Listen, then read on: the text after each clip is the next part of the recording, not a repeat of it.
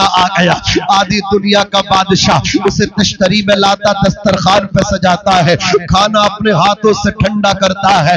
کون؟ عمر فاروق اعظم، جس کے نام سے شیطان بھی گھبراتا ہے، جس کے نام سے قیصر و کسریٰ اپنے پائجامے میں پیشاب کر دیا کرتے تھے۔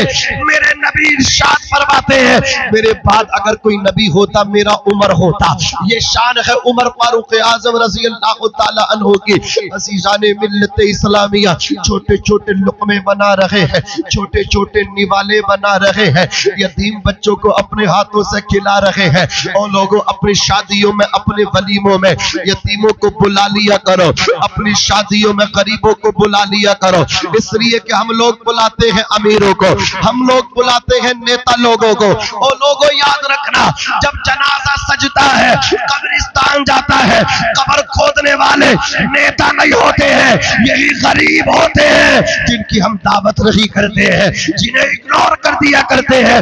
خدا کی قسم کان کھول کر کے سنو، حضرت عمر اپنے ہاتھوں سے کھانا کھلا رہے، یتیم بچوں کے پیٹ بھر گئے، شکم سے آسودہ ہو گئے۔ عورت نے ہاتھ اٹھائے، ہاتھ اٹھا کر کے کہا یا اللہ عمر کو ہٹا دے اور عمر کی جگہ اسے مسلمانوں کا لیڈر بنا دے، آدھی دنیا کا بادشاہ بنا دے۔ عورت کو کیا معلوم تھا یہی آدھی دنیا کا بادشاہ ہے، یہی آدھی دنیا کا حکمران ہے جو میرے بچوں کو اپنے ہاتھوں سے کھانا کھلا رہا ہے، اپنے ہاتھوں سے لقمے کھلا رہا ہے۔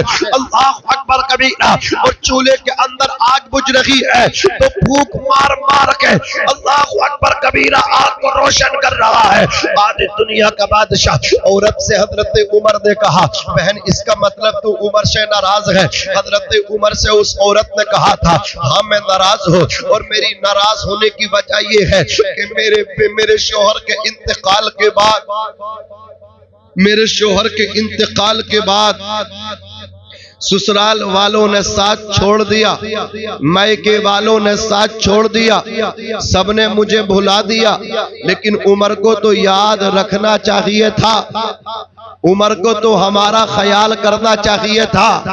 کہا حضرت عمر نے اس کے چچا نہیں ہے، کہا چچا تو ہے لیکن انہوں نے پسے پشت ڈال دیا۔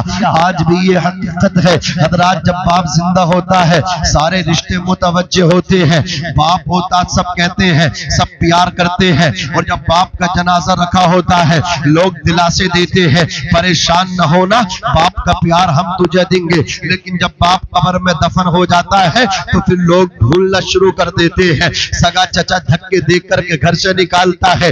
یہ حقیقت ہے کہ نہیں بولو؟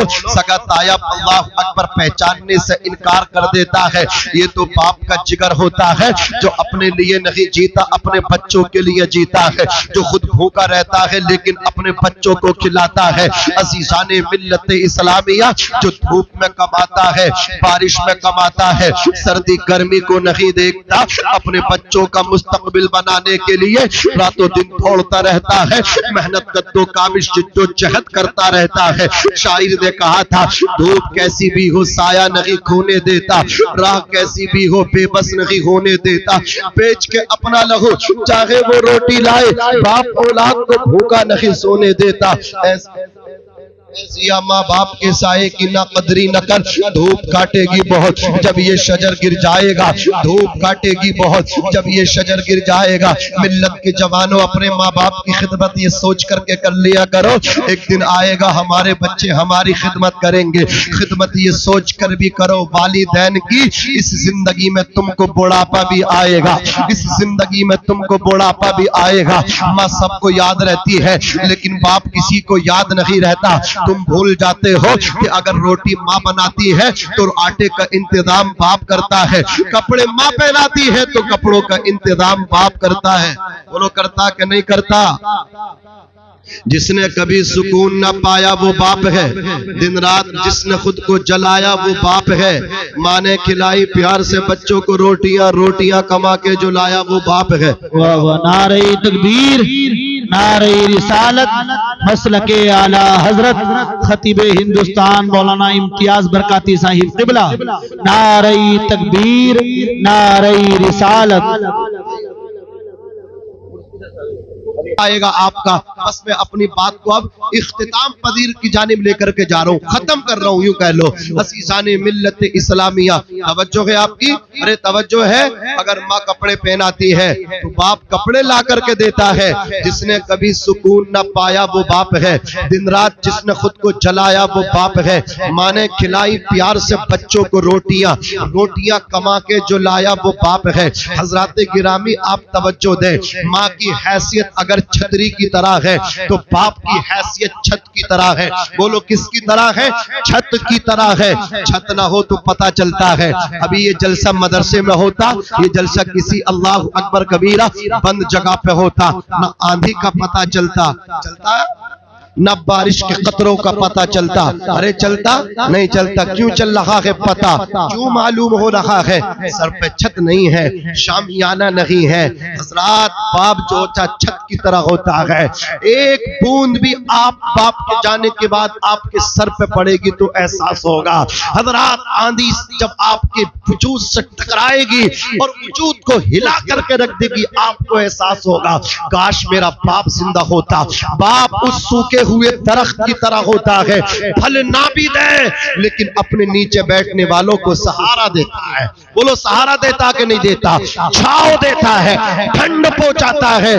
خوش نصیب ہے جو وہ بچے جو اپنے ماں باپ کی عزت کرتے ہیں, خدمت کرتے ہیں. میں تو ایک جملہ بولتا ہوں, حج کا زمانہ چل رہا, لوگ جا رہے, اللہ کرے کہ ہم بھی جائیں. عزیزان ملت اسلامیہ سنیں, جس طرح پوری کائنات میں نہ دوسرا مکہ ہے نہ دوسرا مدینہ ہے, اسی طرح نہ دوسرا باپ ہے اور نہ دوسری ماں ہے. سبحان اللہ. حضرات اللہ تبارک و تعالی نے نہ باپ کا بدل رکھا ہے نہ ماں کا بدل رکھا ہے. باپ بھی اکیلا ہے, ماں بھی اکیلی ہے. فرق اتنا ہے کہ اگر جنت ماں کے قدموں کے نیچے ہے تو باپ جنت کا دروازہ ہے, اور جب تک دروازہ نہیں کھلے گا آپ انٹری نہیں لے سکتے, آپ کا داخلہ نہیں ہو سکتا. اگر آپ چاہتے ہیں کہ آپ داخلے بخشت ہو تو ماں کے ساتھ ساتھ باپ کی بھی خدمت کرنی ہوگی. اگر ماں کے قدموں کو چومتے ہو تو باپ کے ہاتھوں کو بھی چوما کرو. بابا فرید الدین گنج شکر فرماتے ہیں, جو بیٹا ایک مرتبہ اپنے باپ کے قدموں کو چومتا ہے 10 سال کی نفلی عبادت سے زیادہ ثواب اللہ ایک مرتبہ باپ کے پیر چومنے میں عطا فرماتا ہے.